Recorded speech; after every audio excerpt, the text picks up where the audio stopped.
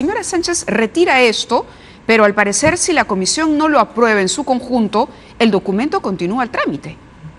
Y esto nos dice el señor Ceballos, él lo firma porque le corresponde hacerlo en su calidad de secretario, pero tendría como objetivo buscar un pretexto de falta del presidente a la Constitución. ¿Lo estoy entendiendo bien, doctor Cateriano? Bueno, lo que apreciamos es que hay una arremetida grosera, violatoria del orden constitucional contra el presidente. El presidente tiene un fuero de protección especial en la Constitución. No se le puede acusar durante su mandato.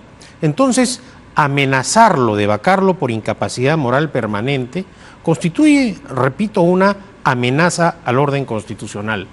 Con el presidente Vizcarra, si es que ha cometido alguna irregularidad administrativa o acto delictivo, se le tendrá que investigar y acusar al finalizar su periodo, como ocurrió con el expresidente Toledo, con Alan García. Es decir, cuando estalló, por ejemplo, el escándalo de los narcoindultos, a nadie, a pesar de un hecho tan bochornoso, se le ocurrió acusarlo de incapacidad moral permanente.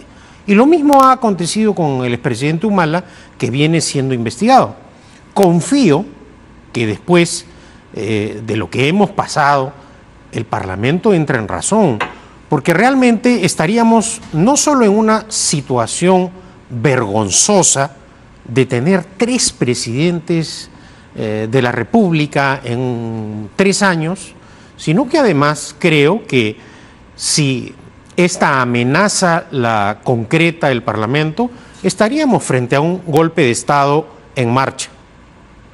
Claro, porque ¿cuál, si no, sería el sentido de presentar esto y de otorgar facultades de comisión fiscalizadora o investigadora? La verdad uno no termina de entenderlo, porque cuando uno pregunta a los ministros, que vendrían a ser los participantes del Consejo donde se vio el tema, todos coinciden en que conocían de este proyecto del presidente, y tengo entendido que incluso se ha entregado un acta. Lo que no se ha entregado es el audio o video que el Congreso le ha pedido al presidente para ratificar. ¿Es esto obligatorio? Porque la PCM ha dicho que no es obligatorio, que con el acta consta. A ver, la costumbre es grabar las sesiones, pero lo que claramente precisa la Constitución es que los mensajes del presidente de la República a la nación deben ser aprobados por el Consejo de Ministros. Ahora, ¿qué ha acontecido acá? El presidente dio su mensaje a la nación y posteriormente entregó el proyecto de iniciativa legislativa. Eso también puede ocurrir, que el presidente anuncie ante el Congreso la presentación del proyecto y posteriormente el Consejo de Ministros apruebe la iniciativa a presentarse. Y desde ese punto de vista creo que el Consejo de Ministros no ha cometido ningún acto violatorio a la Constitución. Claro. Y de otro lado hay que recordar que de acuerdo a nuestra ley fundamental, el presidente de la República es irresponsable políticamente de todos los actos. Si alguien tiene responsabilidad de esto, son el Consejo de Ministros en su totalidad, representado por el presidente del Consejo, Salvador del Solar, y todos los ministros de Estado. El presidente no lo tiene. Acá lo que es sorprendente es que hay un problema o de comprensión de lectura, o no entienden el texto constitucional los congresistas. Porque, por ejemplo, por burlarse del presidente del Consejo de Ministros, Salvador del Solar, el congresista Mulder le dice: usted está nombrado a dedo. O sea, después de tantos años, no entiende, no comprende Mulder el procedimiento para designar al presidente del Consejo de Ministros. ¿No sabe acaso que para poder ejercer el cargo no solo requiere el nombramiento, sino también el voto de confianza que le ha dado el Parlamento, y que el Parlamento representa al pueblo y que por lo tanto, en términos constitucionales, del Solar también ha recibido un aval político del Congreso? Ese es el sentido del voto de acá confianza. estamos en una campaña de confusión. es lo que ha ocurrido con el voto de confianza. Ya quedó claro, porque hemos recurrido, un periodista de esta casa, el señor Gastelumendi, publicó parte del debate constituyente en donde al momento de sustentar la institución del voto de confianza, Enrique Chirino Soto señaló clarísimamente que para ejercitar el voto de confianza los ministros tienen libertad absoluta. Y es así, porque así como tienen los parlamentarios libertad absoluta para plantear el voto de censura, que es de iniciativa de los congresistas, también así se ejercita el voto de confianza. Acá, por lo tanto, no estamos en una discusión de carácter constitucional, en problemas de interpretación jurídica. Acá estamos frente a un grave problema político que ha ocasionado el Congreso con este, ya no podemos llamarlo bloqueo político ni obstrucción, ya es una amenaza permanente al orden constitucional. Desde el voto de confianza tramposo a Salvador del Solar, es decir, son una serie de hechos que sucesivamente viene cometiendo el Parlamento que llaman a la indignación nacional. Eso es cierto, pero ¿qué hacer ahora frente a esto? Es decir, ¿qué herramientas podría tener el Poder Ejecutivo ante una situación como esta? En principio, entonces, esta moción de orden del día estaría mal planteada, porque a quien tendría que cuestionarse es al Consejo de Ministros. Naturalmente. Uno de los puntos del documento, y esta es la noticia porque para todo el país, con el dicho de la señora Sánchez, a ver, esto estaba archivado, era un gesto de ella, ¿no? A ver, habló, se reunieron los presidentes de los poderes y ella dijo, lo retiro. Pero a ver, del dicho al hecho hay mucho trecho en este caso, porque su palabra no ha tenido correlato en la realidad. El documento sigue su trámite y esto va a seguir y vaya uno a saber si será o no agendado en el próximo pleno que tendrá el Parlamento. Pero uno de los puntos es precisamente ese. El presidente presenta un papel que dice A, y luego cuando acerca el documento dice A+1. Más o menos esa es la figura. Eso y una declaración del ministro de Justicia. Ahora, en realidad esto lo que revela es que el fujimorismo sigue con las mismas prácticas. Pero es Janet Sánchez. Sí, pero es, en términos generales, me refiero a la institución parlamentaria manejada por el fujiaprismo. Pero acá el papel más vergonzoso es el que ha hecho el presidente del Congreso. Ha probado que es un instrumento del fujiaprismo porque primero exhorta públicamente al presidente a un diálogo, debajo de la mesa manda una consulta a la Comisión de Venecia y luego de ese diálogo se desata este caos, esta anarquía de persecución, para perseguir, mejor dicho, al presidente. Entonces, ciertamente estamos en un escenario crítico, muy peligroso, que requiere un diálogo sincero, y para ello tienen que dejar de lado ambos lados, porque también el presidente Vizcarra ha demostrado algo de impericia política. Acá no se trata de defender la actuación del presidente Vizcarra ni del gobierno. Acá de lo que se trata es de defender el orden constitucional, evitar que continuemos en esta acción en la cual además los ciudadanos lo único que nos queda es protestar pacíficamente, porque el Parlamento hace caso omiso a las denuncias, a los pedidos de la Corte Suprema. Ya esos actos lindan con el encubrimiento ilícito. Claro. Entonces, lo que nos preguntamos, ¿a qué extremo nos va a llevar esta situación? Hay un punto de entrampamiento, sin duda, un punto en el que parece que el diálogo no va a ser posible. El presidente presenta este proyecto, está en manos del Congreso. Ayer le preguntábamos a Rosa Bartra para cuándo, digamos, se tendría el dictamen y ella decía, no tengo una fecha porque la comisión tiene hasta un mes para desarrollarlo.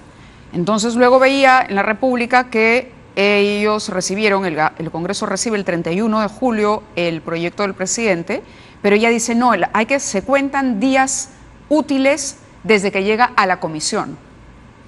Pero entonces, claro, la sensación es, estamos estirando al máximo, pero, leyendo la letra y haciendo una interpretación particular para que los tiempos nos favorezcan. Pero en este tiempo vamos agonizando todos, y no hablo solo del Congreso, el propio Ejecutivo. Pero ya el caso de la señora Bartra pasará a la historia de la infamia parlamentaria en el Perú.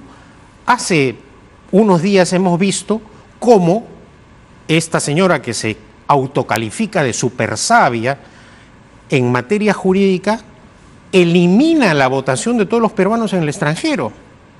Bueno, el Ejecutivo no corrigió. Bueno, pero en todo caso, eso resulta grave. No disculpo al Ejecutivo, la iniciativa.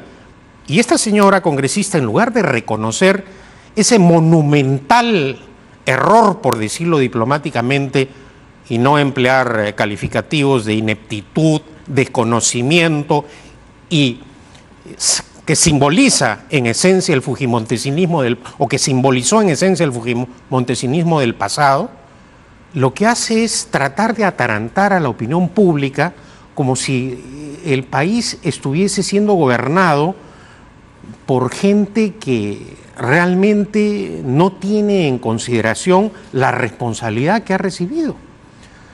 Es absolutamente, pues, obvio que desde que recibieron la propuesta del presidente, lo que han tratado es de demorar mediante triquiñuelas el trámite legislativo que corresponde. ¿Qué se gana alargando ese tiempo? Bueno, lo que ganan ¿El desgaste de la iniciativa? Bueno, en primer lugar, el desgaste del presidente Vizcarra, que ya se ve reflejado en las encuestas. La gente recibió con entusiasmo el adelanto de las elecciones y pensó que esto iba a operar rápidamente. Y vemos que en ese sentido el fujiaprismo viene empleando todos los recursos que están a su alcance para boicotear esta iniciativa. Pero el desgaste perjudica al presidente. Sí, al presidente y al Parlamento también, porque ya los gritos que se escuchan en la calle son de una, diríamos, censura general. Ahora, clase política en su conjunto, que se vayan todos. Lo que tampoco es conducente. Lo que tenemos que encontrar es una salida política, repito, porque acá el fujiaprismo trata de llevar el asunto a la discusión constitucional y no hay ningún problema de interpretación constitucional. Bueno, pero acá lo que hay un señor Blume que opina en otro sentido, y cuando esto podría llegar en la práctica. Me estoy refiriendo específicamente al tema del adelanto de las elecciones. A la propuesta en sí misma. Sí. Acá, de todas las opiniones, la más grave ha sido la de la vicepresidenta de la República, que en el extranjero se ha atrevido a acusar de violar la Constitución al presidente Vizcarra. Ni el más afiebrado de los constitucionalistas fujiapristas se ha atrevido a señalar que el proyecto para adelantar las elecciones es inconstitucional. No obstante, la señora vicepresidenta, aprovechando un viaje de Estado en su condición de vicepresidenta, a nivel internacional declara esto. Y ella, al retornar, dice que la oposición está afectando la institucionalidad democrática. Da la impresión que la señora Arauz está muy apurada en colocarse la banda presidencial. Con esa frase... Hecho que debemos rechazar naturalmente, ¿no? Y de una manera y el enérgica. Análisis de qué piezas estarían por moverse en el Congreso de la República, pero también cuáles son las piezas que tendría por mover el Ejecutivo en su afán de consolidar y de sacar adelante este proyecto. Hacemos una pausa y regresamos.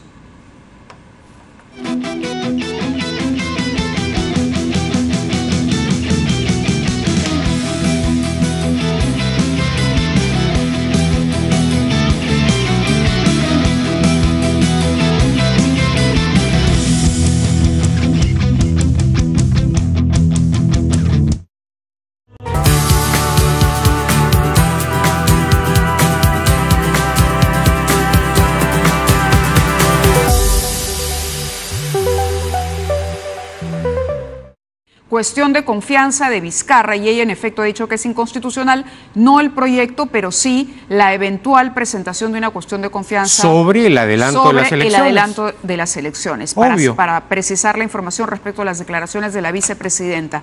Pero, a ver... Desafortunadas, repito. De acuerdo.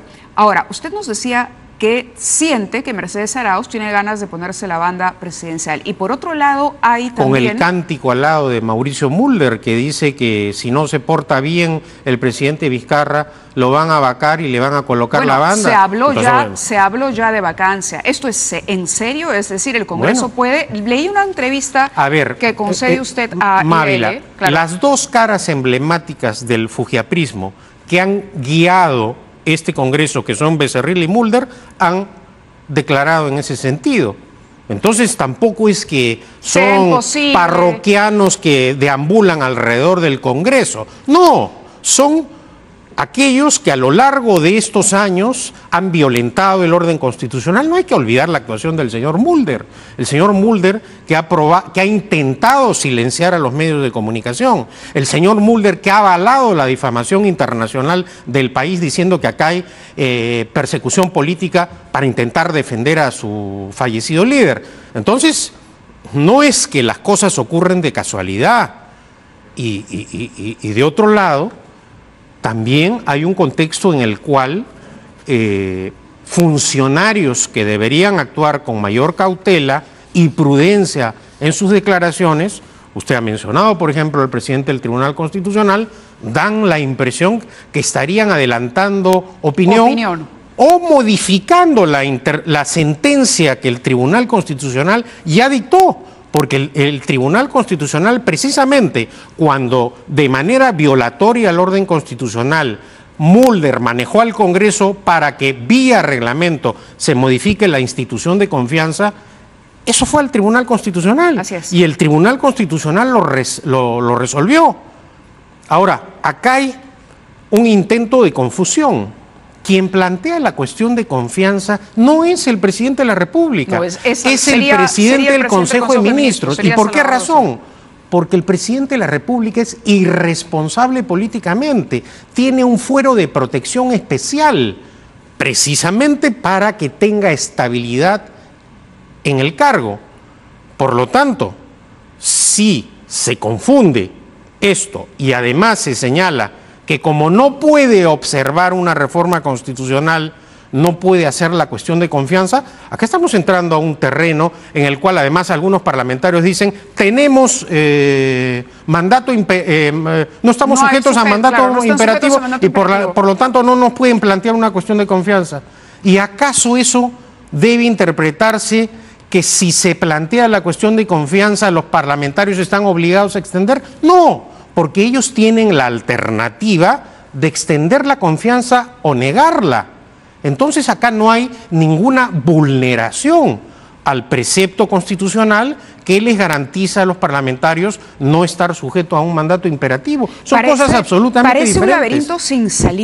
Parece un laberinto sin salida por estas distintas interpretaciones, por lo que podría pasar de llegar al el tema al Tribunal Constitucional y porque la incertidumbre se puede prolongar indefinidamente. Es decir, ya el plazo está corriendo, por lo visto la comisión no va a resolver, no va a tener un dictamen por lo menos hasta fines de septiembre. Con eso ya alarga el plazo, pero el país no resiste más no saber si finalmente el tiempo, por ejemplo, para la campaña electoral, para conocer los planes de los eventuales candidatos, para que se formen listas parlamentarias, todo esto se está afectando. Entonces, finalmente tendría que resolverse. No hay posibilidad de diálogo por lo que usted menciona. Es decir, ¿qué salida tendría el presidente Vizcarra? ¿Qué debería hacerse desde o la PCM, el Ministerio de Justicia o la propia Presidencia de la República? Usted, por ejemplo, habló de no descartar informar a la OEA que hay una amenaza de vacancia. Exacto. ¿Es esto posible hoy por hoy o tendría que presentarse formalmente este pedido? A ver, el presidente Vizcarra está obligado a defender su investidura presidencial, usando todas las facultades que le franquean tanto la Constitución como las leyes. Entonces, formando parte de la Convención Interamericana, él debe evaluar esto y ver si informa o no a la OEA para la aplicación de la Carta Democrática. ¿Qué dice la Carta Democrática y de qué manera? Cuando hay una amenaza al orden constitucional, es decir, lo que he mencionado anteriormente. El intento de vacar al presidente. El intento de vacar al presidente sería un golpe de Estado en marcha, pero repito. Tendría que formalizarse, es decir, esta moción por ahora no pero tiene ya valor. Es una amenaza. Es una amenaza. Ya se puede considerar una amenaza. Es una amenaza. Y además son amenazas las declaraciones de Becerril y Mulder. Claro que son amenazas. No hay que pecar de ingenuos. Ya además... Las otras investigaciones, Chinchero, por ejemplo, que está en manos del Ministerio Público y que también se ha incorporado a la lista de investigaciones del Congreso. A ver, una suma de toda esta arremetida del Congreso tras la reunión entre Olechea y Vizcarra, ¿esto lo podría utilizar junto a esto y otras cosas que hemos citado el presidente para presentar a la OEA esta posibilidad? Son una suma de hechos que están generando un panorama de inestabilidad política para intentar perjudicar al presidente Vizcarra. O sea, no son hechos aislados, forman parte de la campaña de demolición. No hay que ser pues ingenuos y decir, no, esta denuncia corre en cuerda separada. No, no, no. Este es un conjunto bien elaborado, es una estrategia para intentar acorralar al presidente Vizcarra. De otro lado, el presidente también, ya que el Parlamento ahora recurre a un organismo internacional como la Comisión de Venecia a pedir una opinión consultiva, puede él plantear opiniones consultivas a la Corte Interamericana de Derechos Humanos. Estamos llegando a niveles en los que está exponiendo nuestra precariedad para solucionar nuestra propia crisis. Pero ¿quién ha iniciado esto? Esto lo ha iniciado el Congreso. Si hacemos un poco de memoria, ¿por qué estamos en esta situación? Porque cuando el Congreso le negó la confianza a Fernando Zavala y disparó la primera bala, no midió las consecuencias de ese acto, que podía precisamente ponernos en esta situación. Acá no es como se dice que el presidente Vizcarra es el gallito de la pelea y el que se enfrenta al Congreso. Quien inició todo fue el Congreso, gatillando la primera bala. Y claro, ahora como están en esta situación, usan la amenaza de la vacancia por incapacidad moral permanente para intentar neutralizar al presidente. Pues de eso no tiene duda, Pedro, por lo que lo escucho. Ninguna duda. Ninguna duda. Ninguna duda. Entonces acá, si esto se llega a concretar, repito, estaríamos ante un golpe de Estado. Y hay que decirlo con todas sus letras. Porque lo que llama la atención es que parlamentarios que suelen ser críticos del APRA... Yo lo sé, pero en esa lógica Mercedes Arauz ha dicho, por ejemplo, que ella no apoyaría una vacancia. Bueno, que ella considera que no hay causal. Entonces hay que ver si no se partiría también. Y el fujimorismo... No lo sé, pero si ya la señora Arauz está tildando al presidente de violador de la Constitución o de que está amenazando el orden constitucional... Dios nos coja confesados. Mulder y Becerril pueden tener muchas ganas, pero necesitarían tener los votos. Y bueno, pero si los votos se reordenan en este Parlamento, ¿con qué votos ha salido elegido la Chea? Con los Avengers que desfilan por este programa y hacen el teatro de ser opositores y luego cuando los intereses creados están en juego, se alinean a los dictados de la señora Caos desde el penal de Santa Mónica. Eso es lo que está pasando en el país y hay que decirlo con toda claridad. La señora Keiko Fujimori hasta ahora, no toma conciencia del gravísimo daño que le ha hecho al país. Pero en Fuerza Popular sí hay voces que se han opuesto claramente a esta andanada de investigaciones. ¿Quiénes? Torres, Letona, Chihuán. A su manera. Sí, a su manera. Pero a la hora de votar, ¿cómo hacen sus votos? Sin dudas ni murmuraciones, acatan los dictados de la señora K. Entonces esos son discursos para la tribuna. Acá lo que hay que revisar es la votación de estos señores. La señora Letona dice que ha renunciado a Fuerza Popular, pero sin embargo es la vocera defensora de Fuerza Popular, vota en todo, vota a favor de las tropelías anticonstitucionales de Fuerza Popular. Acá estamos en un escenario crítico y hay que denunciar. Hemos llegado a una situación vergonzosa de pedir investigación a las encuestadoras. ¿En qué país democrático un parlamento investiga a las encuestadoras? Estamos regresando a las prácticas fujimontesinistas con el mayor descaro, y eso hay que denunciarlo, Mávila. La Sociedad Interamericana de Prensa, por cierto, ya tomó conocimiento de este intento de investigación, de esta propuesta para investigar a las encuestadoras, y en efecto se ha pronunciado preocupada por esta amenaza a la libertad de expresión, porque finalmente es una amenaza. Y a la libertad de información. Y a la libertad de información. Dicho sea de paso, las encuestadoras han aclarado que rinden cuentas cada cierto tiempo de su metodología y de su forma de trabajo al Jurado Nacional de Elecciones. Es decir, hay un ente regulador. En cualquier caso, si estuvieran haciendo algo mal, el jurado también tendría que ser responsable al avalar el trabajo de las encuestadoras. Pero es cierto, hay una larga lista de investigaciones abiertas en una semana en la que aparentemente se levantaba una bandera blanca. Hay 5 bancadas pequeñas en número que están pidiendo diálogo con el presidente ya les garantizó esa conversación, pero vamos a continuar con Pedro Cateriano después de la pausa. Tenemos que cumplir con la publicidad.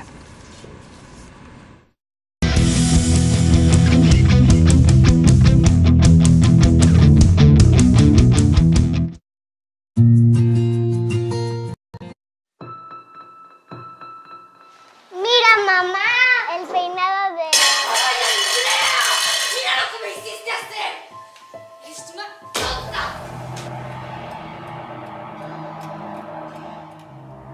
No tendría que ser así. Cambiarlo está en tus manos. Hola, mamá, qué bonita está quedando Sofía. Amo a una princesa.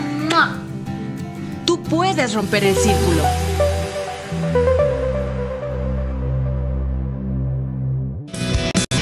Muy bien, continuamos con el programa. Pedro Cateriano continúa acompañándonos y ya para ir cerrando la entrevista, hemos hablado del Congreso, de estas investigaciones que tienen, han dejado o dejan una sensación de querer acorralar al presidente, en un momento en que el Congreso busca cómo frenar el intento por adelantar las elecciones. Analicemos un poco también al Ejecutivo, que es lo que toca, porque el presidente lanza una propuesta ciertamente audaz a un Congreso que él sabe le es adverso. ¿Cuál sería la carta que tendría el presidente ahora para sacar adelante ese adelanto de elecciones? Porque de no conseguirlo, tampoco es que vaya a quedar bien de cara al país. Digo, la expectativa por el adelanto de elecciones, la subida en este aplausómetro que se mide, ¿no?, en la aprobación al presidente de haberse enfrentado a un Congreso que para muchos es el peor de la historia. Si el presidente no tiene una salida, también le va a pasar la factura, si él no tiene una carta. Es evidente que eso podría ocurrir. El presidente ¿La renuncia sería una No, salida? la renuncia no. Esto que dicen que renuncia él, que renuncie No. Mercedes Arauz y nos vamos todos. No, porque ¿quién presidiría plantean las voces elecciones del o la Congreso CHEA? Dios nos coja confesados. ¿Qué garantía de La neutralidad del cuestión de fugiaprismo? es un camino seguro. Bueno, el presidente primero Correcto, tendrá exacto. que evaluar si es factible o no, dadas las condiciones actuales, un diálogo sereno. Ojalá las autoridades reflexionen y con franqueza, porque primero está el país, se pongan a conversar para salir de este atolladero político, repito, es político, no es jurídico como pretenden los fujiapristas y sus aliados temporales. Y en segundo lugar, el presidente también tendrá que sopesar si es que el planteamiento de la cuestión de confianza es la salida, porque de otro lado, si disuelve el Congreso, se tendría que elegir a otro para que complete el mandato del disuelto y se desnaturalizaría la iniciativa que él ha presentado. Entonces, estamos ante una situación muy compleja, evidentemente. Sí, compleja para ambos lados. Compleja para el país, Mávila. Y para el país, acá no es tema de ambos lados, de bandos, es un tema del país. Y hay circunstancias en las cuales debemos pues deponer los enfrentamientos políticos, las pasiones, dígase lo que sea, pero hay que encontrar una salida política. El diálogo es un instrumento en la democracia para superar estos problemas. Ya creo que el país durante 3 años ha visto este enfrentamiento que no conduce a nada. 2 años más así simplemente no resistimos. No resistimos. Esa es la conclusión y la exhortación a las fuerzas políticas a, si hay que tender una mano, hay que tenderla. En cualquier caso hay que hablar, pero hay un entrampamiento que no puede continuar. Nosotros le agradecemos a Pedro Cateriano su presencia en el programa. Vamos a